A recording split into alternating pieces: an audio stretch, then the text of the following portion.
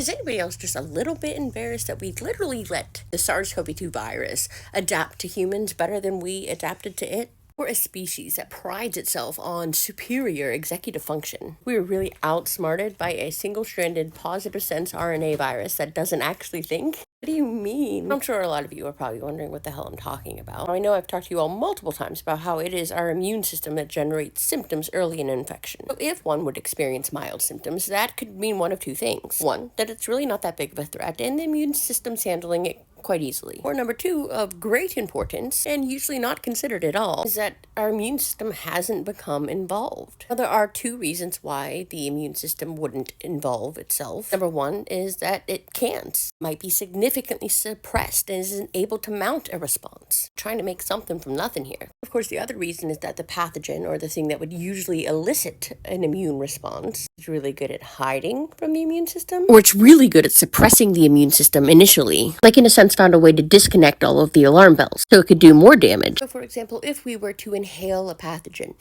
and it would start replicating in our nasopharynx, the immune system might not recognize it at first, giving it plenty of time to travel up into the olfactory bulb, olfactory nerves, and into the prefrontal cortex or other parts of our brain. Because if I were a virus, that's where I would want to go, because T cells don't really go into the brain as much. It is an immune privileged site. The brain has its own immune system in a way. It doesn't mean T cells can't go into the brain, because they can create so much damage. Privilege just means it has certain mechanisms that help strictly regulate which inflammatory immune cells are able to cross into the brain. The blood-brain barrier being one of those mechanisms. Of course, if I were a virus and I were trying to avoid T cells breaking open my site of viral replication within a cell, I wouldn't necessarily have to go to the brain, as tempting as it may be. I could also just hop into some blood vessels, act like a super highway to the rest of the body, and I wouldn't have to worry about my spot being blown up as long as I significantly suppressed MHC1. Really, I could just go anywhere and set up camp, any of the cells, all throughout the body. T cells will have no idea what cell I'm in.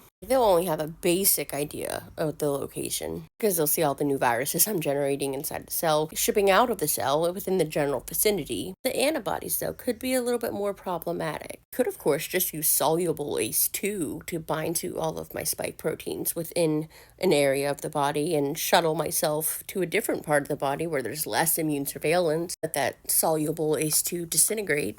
It's like a invisibility cloak. But maybe I want to avoid the antibodies altogether. Who says I need to re-enter the bloodstream? I could just remain in a cell and just force another cell to fuse with the cell I'm inhabiting. Business has expanded. 2 cells for viral replication under one roof. Maybe I'm just getting sick of this fight, though, because it's like a sweatshop where I'm just forcing it to continually make more virus. The cell itself isn't really getting the things it needs and starts kind of breaking down at that point. Maybe a new cell is just what I've been needing. But do I want to re-enter the bloodstream? Are the antibodies? I could burrow myself into another cell by creating something like a secret tunnel called tunneling nanotubes. A closed bridge from one cell to another. Oh, the T cells will be on a merry little chase. Those are just some of the ways that I would ensure my survival if I were a virus. It's a shame that the SARS-CoV-2 virus, the virus responsible for a COVID infection, does all of that and more. But when I say it outsmarted us, it's not like it was thinking about each of these strategies and employing them. We just allowed it to make so many fucking mutations inside of us because we just let it spread into oblivion. That over time, those mutations, by happenstance, granted the ability to achieve those things. Didn't think about doing any of that, just given the opportunity to. Each mutation affected the virus in one way. It wasn't trying to do that, just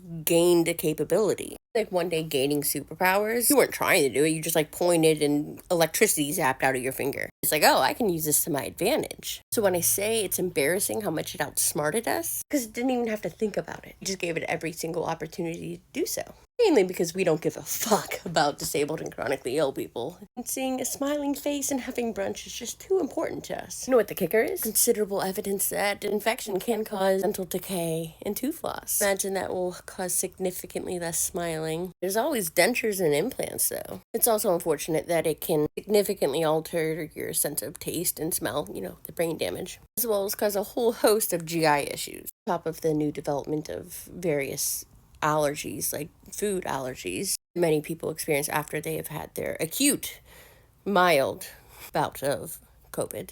Kind of ironic.